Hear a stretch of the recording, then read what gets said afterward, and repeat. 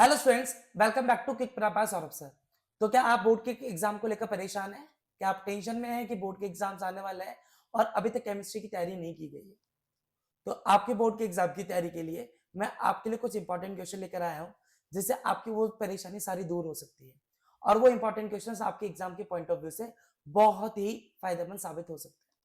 और मैं गारंटी देखता हूं कि आप अगर वीडियो को लास्ट तक देखेंगे तो उसमें से 70 टू 80% जो पेपर है आपको वहां पर मिल सकता है पेपर के अंदर जो क्वेश्चंस मैं बताऊंगा। तो वीडियो को लास्ट तक जरूर देखिएगा।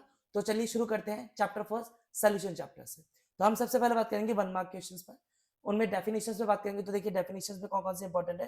Henry law definition, concentration terms, Raoult's law, want of factor, azeotropic mixtures, abnormal molar mass, limitation and application of Henry law बहुत ही इंपॉर्टेंट है। कभी कभी 2 मार्क्स के क्वेश्चन में पूछ लिया जाता है कि लिमिटेशंस ऑफ हेनरीज लॉ बताइए, एप्लीकेशंस बताइए हेनरीज लॉ की। क्वालिटेटिव प्रॉपर्टीज, अगर आप डिफरेंस पूछा जाता है क्वेश्चन के अंदर आपको, तो क्वेश्चन में आपको 3 टॉपिक है जिसमें डिफरेंस पूछा जा सकता है सोल्यूशन चैप्टर में से। और वो 3 टॉपिक कौन कौन से हैं?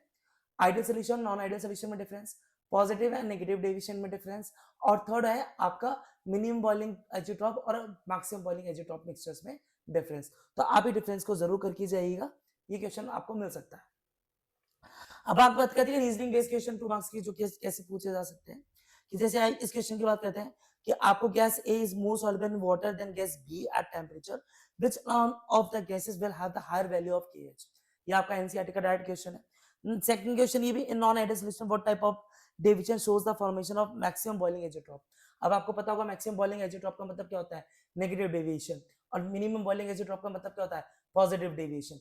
तो आप इस तरीके से भी इसको कनेक्ट कर सकते हैं। नेक्स्ट आप बात करते हैं नेक्स्ट क्वेश्चन में कि will the elevation in boiling point will be same if the 0.1 mole of sodium chloride and 0.1 mole of sugar is dissolved in 1 liter of water.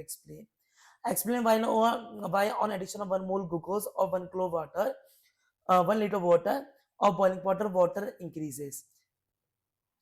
अब आपका इक्वेशन ये भी है, ये क्वेश्चन बहुत इंपॉर्टेंट है कि why is glycol and water mixture used in car radiators in cold countries। तो आपको पता होना चाहिए कि इथाइलिन ग्लाइकॉल क्या करता है कि वाटर का फ्रीजिंग पॉइंट को डिक्रीज कर देता है, जिसलिए उसका यूज किया जाता है। और ऐसे aquatic animals more comfortable in warm water, more comfortable in cold water than warm water. इसका आंसर भी आपको पता होगा कि जो कोल्ड वाटर है वहां पे जो ऑक्सीजन जो डिसॉल्व होती है वो ज्यादा होती है। तो उसका ये सबके आंसर्स आपके एनसीईआरटी में हैं ऑलरेडी।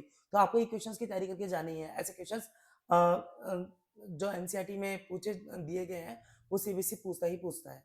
तो आपको इस चीज का ध्यान रखना है।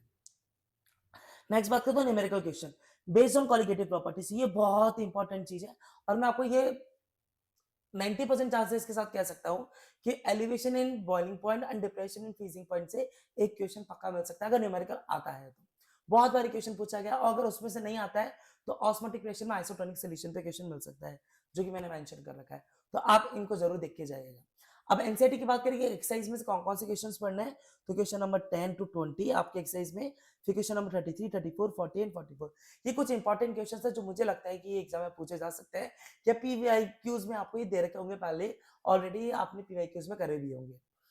अब बात करते हैं चैप्टर सेकंड इलेक्ट्रोकेमिस्ट्री की। तो डेफिनेशंस में बात करें तो molar conductivity, specific conductivity, Kohlrausch law, graphical representation of strong electrolyte and weak electrolyte, batteries और कोरोजन, इन सब के बारे में आपको डेफिनेशंस पता होनी चाहिए। 2 मार्क्स क्वेश्चंस में आपको न्यूमेरिकल की प्रैक्टिस करनी है, जैसे गिब्स फ्री एनर्जी पर, नॉन्स इक्वेशन पर, फैराडेज लॉ पर, इक्विलिब्रियम कांस्टेंट, मोलर कंडक्टिविटी, इन सब टॉपिक्स पे आपको न्यूमेरिकल पूछे जा सकते हैं इलेक्ट्रोकेमिस्ट्री चैप्टर से। अगर बात की जाए तो ऑल एनसीईआरटी सॉल्व एग्जांपल्स आपको करने हैं इसके अंदर, और एनसीईआरटी एक्सरसाइज में से आपको क्वेश्चन नंबर 4, 5, 11, 15 और 16 ये क्वेश्चंस को आपको कंप्लीट करना है। अब चैप्टर थर्ड बात करते हैं केमिकल काइनेटिक्स, और उसमें डेफिनेशन बात करते हैं तो आपको पता ही होगा कि जैसे rate law, rate, specific rate constant, order, molecularity, pseudo unimolecular reaction, activation energy, threshold energy and collision energy, ये सारी चीजें आपको by the line by the definition आपको याद होनी चाहिए। अगर 2 मार्क्स के क्वेश्चन में बात करें तो आपको पहली बात है फर्स्ट ऑर्डर रिएक्शन से आपको 95% चांस है कि न्यूमेरिकल मिल जाएगा कि केएनटी के बेसिस पर या हाफ लाइफ के बेसिस पर, इन दोनों में से एक क्वेश्चन मिल सकता है आपको। बाकी calculation of activation energy, half life of first order reaction, ये क्वेश्चन पूछे जा सकते हैं। अब अगर बात की जाए तो सॉल्व एग्जांपल्स ऑफ एनसीईआरटी आपको करना है। एनसीईआरटी एक्सरसाइज में से question number 2, 3, 10, 11, 17, 18, 19, 20, 24, 25, 27 and question number 30। अब डेरिवेशन की बात किया जाए तो के एन टी रिलेशन में जीरो और फर्स्ट ऑर्डर रिएक्शन में आपको ग्राफिकल रिप्रेजेंटेशन, हाफ टाइम, कुछ भी डेरिवेशन के अंदर पूछ सकता है। Half time of zero and first order, ये कुछ भी आपसे पूछ सकता है इसके अंदर। तो आपको डेरिवेशन को सारे ध्यान रखने विद ग्राफिकल रिप्रेजेंटेशन। किसी नोट अपन सी टी का और टी के बीच का ग्राफ क्या होगा, ये सब आप लोगों ने, मैंने पढ़ा भी रखा है आप लोगों को और आप लोगों ने किया भी होगा, तो उससे आप गो थ्रू हो लीजिए। नेक्स्ट बात करते हैं chapter D and F block में। अब इसमें जो है वो ये थ्योरी चैप्टर है, तो आपको पता है इनऑर्गेनिक केमिस्ट्री में आपको reasoning based question, definition based question, ऐसे क्वेश्चन आपको ज्यादा मिल सकते हैं। तो reasoning on physical properties, magnetic properties, oxidation state, E cell and ionization energy of orders of elements. अगर 2 मार्क्स क्वेश्चन में बात की जाए तो catalytic interstitial complex and alloy formation, preparation and properties of K2CR7, जो कि बहुत इंपॉर्टेंट बनाता है इस क्वेश्चन को। Electronic configuration, alkaline and actinoid contraction, ये दोनों क्वेश्चन बहुत ही इंपॉर्टेंट है, ध्यान रखिएगा। अब बात करते हैं comparison between lanthanide and actinide. इसे एक कंपैरिजन भी पूछा सकता है, ये भी इंपॉर्टेंट क्वेश्चन है आपके लिए। मैं इंपॉर्टेंट क्वेश्चन है जो भी कुछ इंपॉर्टेंट क्वेश्चन बता रहा हूँ कि जिसके और ज्यादा हायर चांसेस है। रीजनिंग बेस्ड क्वेश्चन में कि Cr+2 जो आपका रिड्यूसिंग एजेंट क्यों है, आपका Ti+3 जो कलरलेस कलर्ड होता है और Sc+3 कलरलेस होता है एक्वा सॉल्यूशन में क्यों, जिंक कैडमियम मरकरी को ट्रांजिशन एलिमेंट्स क्यों नहीं कहा जाता, आपको पता होगा इलेक्ट्रो कॉन्फ़िगरेशन फुलफिल्ड होता है। How would you account for the following zirconium और हाफनियम के लिए जिनका ऑलमोस्ट आइडेंटिकल रेडाई होता है। अगेन आपको पता है, अभी मैंने लैंथेनाइड एंड एक्टिनाइड कॉन्ट्रैक्शन के बारे में भी, तो वहां से रिलेटेड और उसके बेसिस पे क्वेश्चंस और उसके एप्लीकेशंस पे क्वेश्चंस पूछे जा सकते हैं। Explain the following observation: the members of actinoid series exhibit large number of oxidation state than the corresponding members of the lanthanide series। ये बहुत इंपॉर्टेंट क्वेश्चन है और इसी में बेस्ड क्वेश्चन इस बार जेई में भी आया था, तो आप ध्यान रखिएगा, ये क्वेश्चन पूछा जा सकता है। Oxo anion of chromium which is stable in acidic medium, और ऑक्सो एनायन में क्वेश्चन बच्चे गलती करते आते हैं, बताइए ऑक्सो एनायन क्या होता है, तो आपको ये ध्यान रखना है कि ऑक्सो एनायन जो क्रोमियम ऑक्साइड्स के वो स्टेबल क्यों होते हैं एसिडिक मीडियम में, क्या है इसकी चीज के पीछे, आपको वो सारी चीजें पता होनी चाहिए। क्वेश्चंस क्या है, solve and Intex questions of NCERT, और पीवाईक्यूज में आपको सॉरी एक्सरसाइज में जो क्वेश्चंस करने हैं कौन कौन से, 3, 7, 11, 20, 21 एंड 25। कोऑर्डिनेशन कंपाउंड्स में आप बात की जाए तो आपको सारे इंटेक्स क्वेश्चन सॉल्व एग्जांपल्स तो करने ही करने हैं, और एक्सरसाइज में आपको जो क्वेश्चंस करने हैं 3, 7, 10, 11, 22, 24 और 25, ये सारे क्वेश्चंस आपको कंप्लीट करने हैं। अब 1 मार्क्स क्वेश्चन में बात की जाए डेफिनेशंस में, ligand, ambidentate ligand, Werner's theory and isomerism.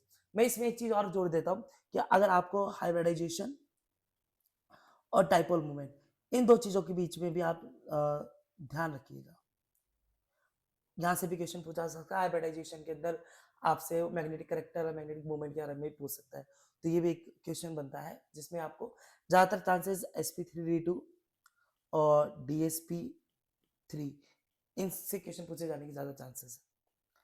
अब बात करते हैं ऑर्गेनिक केमिस्ट्री में, तो ऑर्गेनिक केमिस्ट्री में तो सबसे पहले आपको क्या ध्यान रखना है कि कायरल कार्बन क्या होता है, एनेंशियोमर्स क्या होता है, डाइस्टेरियोमर्स क्या होता है, रेसिन मिक्सचर क्या होता है, मीजो कंपाउंड्स क्या होता है, इन सब की डेफिनेशंस 1 मार्क क्वेश्चन से पूछ सकता है। पॉलीहेलोजन कंपाउंड्स आप लोगों ने पढ़े हैं, मैंने आपको पढ़ाया हेलो एल्कीन चैप्टर में। Commercial preparation of phenol and methanol, आपको ये ध्यान होना चाहिए। और आईपीसी नेमिंग तो 1 मार्क क्वेश्चन आ सकता है और इंपॉर्टेंट भी, और आपको आती होगी, आपने 11th क्लास से पढ़ी होगी, तो आपको ये ध्यान से गो थ्रू लेना है। अब बात करते हैं all solved examples of NCERT, जितने भी एनसीईआरटी के ऑर्गेनिक केमिस्ट्री सॉल्व्ड एग्जांपल्स है, चाहे वो कोई सा भी चैप्टर हो, आपको वो सारे कंप्लीट करने हैं। अब केमिकल टेस्ट बेस्ड क्वेश्चंस जो है, मैं आपको क्वेश्चन नंबर बता रहा हूँ, किस पेज नंबर पे दे रखा है, वो पेज नंबर से गो थ्रू हो लीजिएगा और उस क्वेश्चन नंबर को कंप्लीट कर लीजिएगा। मतलब पेज नंबर 278 पे क्वेश्चन नंबर 2, पेज नंबर 256 पे question number 13, sodium carbonate test, Tollens test, iodoform test, Heisenberg test and dye test. ठीक है, ये टेस्ट बहुत इंपॉर्टेंट है, आप इनसे गो थ्रू हो लीजिए। रीजनिंग बेस्ड क्वेश्चन में बात की जाए एनसीईआरटी से, तो आप पेज नंबर 190 पे क्वेश्चन नंबर 12, पेज नंबर 257 पे क्वेश्चन नंबर 18 और 20, पेज नंबर 278 पर क्वेश्चन नंबर 3 एंड 4। अब मैकेनिज्म पे भी बहुत सारे क्वेश्चन पूछे जा सकते हैं, तो सबसे पहले इंपॉर्टेंट बनता है SN1 SN2। SN1 SN2 तो बिल्कुल अच्छी तरह से एकदम ऐसे जैसे आपको 2 का टेबल याद होता है ना, वैसे SN1 और SN2 का मैकेनिज्म बिल्कुल आपको सामने आ जाना चाहिए, अगर कोई SN1 और SN2 का नाम नहीं। तो mechanism of SN1 SN2, alkene को अल्कोहल में चेंज करेंगे तो क्या मैकेनिज्म होगी, इथीन को इथेनॉल में, 3 मिथाइल ब्यूटीन को 2 ऑल को HBr के साथ रिएक्ट करेंगे तो क्या होगा, और इथेनॉल का इथॉक्सी मीथेन से रिएक्शन करेंगे तो क्या होगा, तो इन सब को आपसे गो थ्रू होना है। अगर वर्ड प्रॉब्लम से बात की जाए तो आप पेज नंबर 256 पे क्वेश्चन नंबर 10, 11, 19, पेज नंबर 280 पे क्वेश्चन नंबर 10 और पेज नंबर 214 पे सारे सॉल्व एग्जांपल्स, ये आपको गो थ्रू होना है। इंपॉर्टेंट क्वेश्चन इसमें भी ये भी ध्यान रखना कि कन्वर्जन के क्वेश्चन एनसीईआरटी में जितने भी दे रखे हैं वो आपको करने हैं, पर कुछ उनमें से कुछ इंपॉर्टेंट क्वेश्चन मैं आपको बता रहा हूँ वो देख लीजिए। जैसे क्वेश्चन नंबर 19 पेज नंबर 190 पर, पेज नंबर 256 पर question number 15, 17 and 14, page number 279 पे क्वेश्चन नंबर 5, 8 एंड 9, ये आपको कन्वर्जन क्वेश्चन मैंने इंटू स्टूडेंट्स वापस से कह रहा हूँ, जैसे आपको एलओएल के चैप्टर में देखेंगे तो एक्सरसाइज में बहुत सारे कन्वर्जन के क्वेश्चंस दे रखे हैं, उनसे गो थ्रू होना है, वो जरूरी है, बट उनमें कुछ इंपॉर्टेंट क्वेश्चन जो है वो मैंने आपको बताया, बट आपको कन्वर्जन के सारे क्वेश्चन से गो थ्रू होना है। कन्वर्जन एनसीईआरटी में से आपको डायरेक्ट एग्जाम में पूछे जा सकते हैं। अब नेम रिएक्शन सारे इंपॉर्टेंट है तो मैंने आपको मेंशन कर दिए, Friedel Crafts, Fittig reaction, Reimer Tiemann reaction, Kolbe reaction, Rosenmund, Stephen, Etard reaction, Clemmensen, Wolff Kishner, aldol, Cannizzaro. अब एल्डोल और केनिज़ारो तो बहुत ज्यादा इंपॉर्टेंट है, ये मैकेनिज्म के साथ भी पूछे जा सकते हैं और उसके हाईली चांसेस है 3 नंबर का क्वेश्चन मिल सकता है आपको। Hell Volhard Zelinsky HBZ reaction, Hofmann bromide reaction, carbylamine reaction, cross aldol reaction, Gabriel phthalimide reaction, coupling reaction, Sandmeyer reaction, decarboxylation, Gattermann Koch reaction, जो कि ये भी इंपॉर्टेंट है। अब आते हैं बायोमोलिकुलर चैप्टर्स पे। वैसे तो बायोमोलिकुलर चैप्टर में से सब कुछ थ्योरी चैप्टर है तो आपको सारी थ्योरी पता होनी चाहिए, फिर भी अगर उसमें कुछ इंपॉर्टेंट देखा जाए तो मोनोसैकेराइड्स क्या होता है, ऑलिगोसैकेराइड्स ये पूछा जा सकता है, glucose, chemical reaction of glucose कि HiHNO3 और ब्रोमीन वाटर के साथ क्या होगा, how worth structure, fructose, carbohydrates, amino acid, protein में फाइब्रस, स्फेरिकल, अल्फा, बीटा, ये सब टाइप पूछे जा सकते हैं। डीएनए आरएनए में डिफरेंस पूछा जा सकता है, डीनेचुरेशन ऑफ प्रोटीन क्या होता है ये पूछा सकता है, ये क्वेश्चन सीबीएसई में पहले भी पूछा गया था, इसको आप इंपॉर्टेंट मार्क कर लीजिएगा। न्यूक्लिक एसिड क्या होता है, विटामिन्स क्या होता है, वाटर सोल्यूबल और फैट सोल्यूबल विटामिन्स में क्या डिफरेंस है, हार्मोन्स, इन सब से आप गो थ्रू हो लीजिएगा। तो अगर ये आप सारी तैयारी कर लेते हैं और इन सब चैप्टर्स को पढ़ लेते हैं, मैंने आपको जो इंपॉर्टेंट क्वेश्चन बताया है, तो मैं आपको स्टूडेंट्स गारंटी देता हूँ कि आपको 70 to 80% पेपर तो आपको मिल ही जाएगा, मे बी इससे ज्यादा मिलेगा, बट मैं 70 to 80% की गारंटी दे सकता हूँ, अगर आप इसमें से तैयारी करें तो आपका पूरा का पेपर इसके अंदर मिल सकता है। तो आप कमेंट में बताइएगा कि आपको ये वीडियो कैसा लगा, आपके लिए हेल्पफुल है या नहीं, और किसी टॉपिक पर आपको वीडियो चाहिए तो आप मुझे बता दीजिए, जो आपके लिए एग्जाम के लिए इंपॉर्टेंट आपको लग रहा है कि आपको नहीं आ रहा है टॉपिक, तो आप पूछ सकते हैं। वीडियो लाइक कीजिएगा, और अगर आपको ये पेपर करने के बाद आपको ये पेपर में से 70 to 80% पेपर मिलता है, मैंने जो आपको क्वेश्चंस बताए, तो प्लीज वापस आकर इस वीडियो को देखकर उस पर कमेंट जरूर करिएगा कि आपको कितने क्वेश्चंस इसमें से मिले। तो तब तक के लिए हमारे साथ बने रहिए, please like and subscribe and share.